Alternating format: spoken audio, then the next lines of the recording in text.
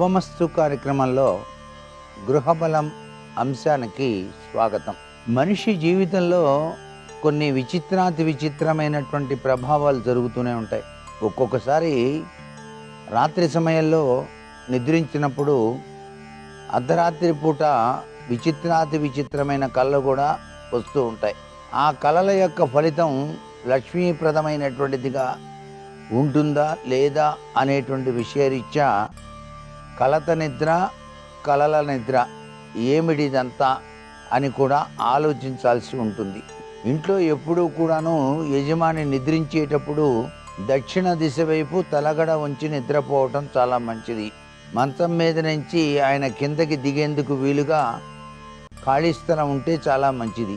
అయితే మంచం మీద నిద్రించేటువంటి సమయంలో దైవ ఆరాధన చేస్తూ నిద్రించడం చాలా మంచిది. నిద్రపోయేప్పుడు శివనామం చేసుకోవాలి.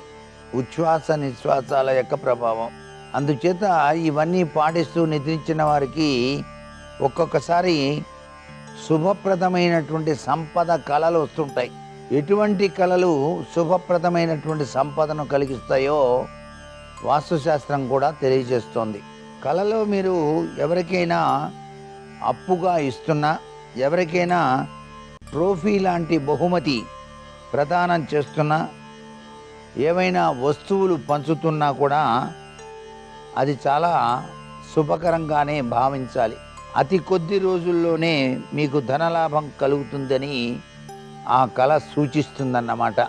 కళలు నిజం కావటానికి కూడాను మనకి వాస్తుశాస్త్ర రీత్యా కూడాను కొంత విశేషకరమైనటువంటి ప్రభావాలు చూపిస్తూ ఉంటాయి.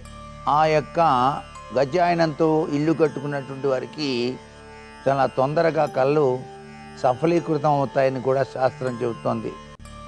ఆయనము యొక్క ప్రభావము అని. గజము అనేటువంటిది లక్ష్మీదేవికి చాలా ఇష్టమైనటువంటిది కాబట్టి గజకేసరి యోగ తత్వం. కళల్లో కూడాను లక్ష్మీ కటాక్షం వస్తుందన్నమాట. సంఖ్యాశాస్త్ర రీత్యా 6 సంఖ్య కలిగినటువంటి వారు మొత్తం కూడితే, తేదీ, నెల, సంవత్సరం కూడితే 6 గనక వస్తే వాళ్ళకి కళలు వస్తే నిజమవుతూ ఉంటాయండి.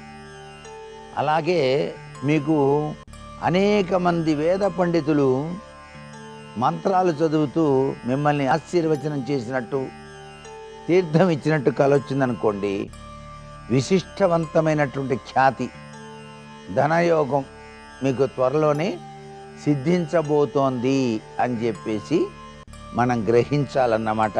అసలు సిసలైనటువంటి ఐశ్వర్య క్షేత్రం అని ఒకటి ఉంది.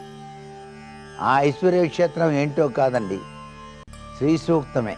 ఎవరైతే నిత్యం శ్రీ సూక్తం పఠిస్తారో వారి ఇంట లక్ష్మీదేవి ఎల్లప్పుడూ కూడా ఉంటుంది. హిరణ్యవర్ణాం హరిణీం అంటూ ప్రారంభించేటువంటి శ్రీ సూక్తం అన్నమాట. లక్ష్మీదేవికి చాలా ప్రీతికరం ఆ శ్రీ సూక్తం.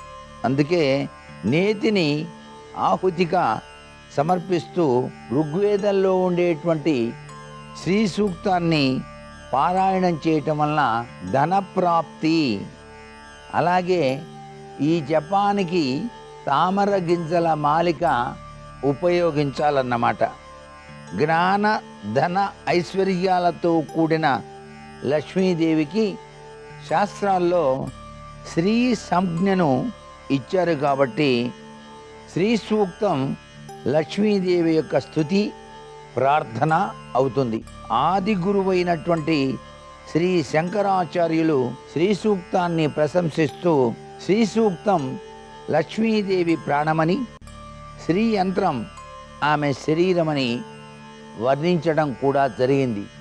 అందుచేత శ్రీ సూక్తంతో మీరు అభిషేకం చేసిన, శ్రీ సూక్తంతో ఇంట్లో హోమం నిర్వహించిన లక్ష్మీ కటాక్షం తప్పనిసరిగా జరిగి తీరుతుంది.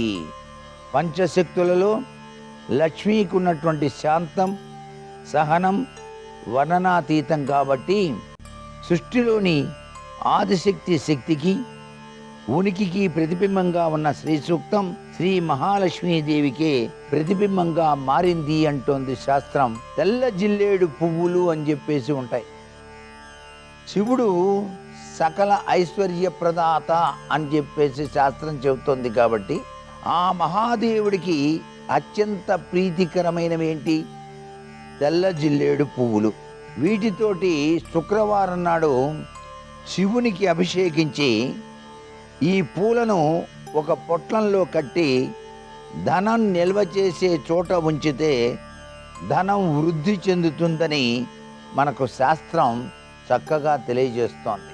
అలాగే దారిద్ర్యంతో బాధపడేటువంటి వారు సులువుగా ఆచరించదగ్గ చక్కని మార్గమే ఈ తెల్ల జిల్లేడు పూలతోటి చేసేటువంటి పూజ అన్నమాట. అలాగే మారేడు దళం మీద గంధం రాసి పరమేశ్వరునికి సమర్పించడం వల్ల కూడాను లక్ష్మీదేవి తన దివ్యవంతమైన అనుగ్రహ కరుణా కటాక్ష వీక్షణాల్ని ప్రసరింపచేస్తుంది అని చెప్పేసి శాస్త్రం. మరికొన్ని ముఖ్య విషయాలు రేపటి శుభమస్తు కార్యక్రమాల్లోని గృహబలం అంశంలో తెలుసుకుందామా? సర్వే జనా సుఖినో భవంతు.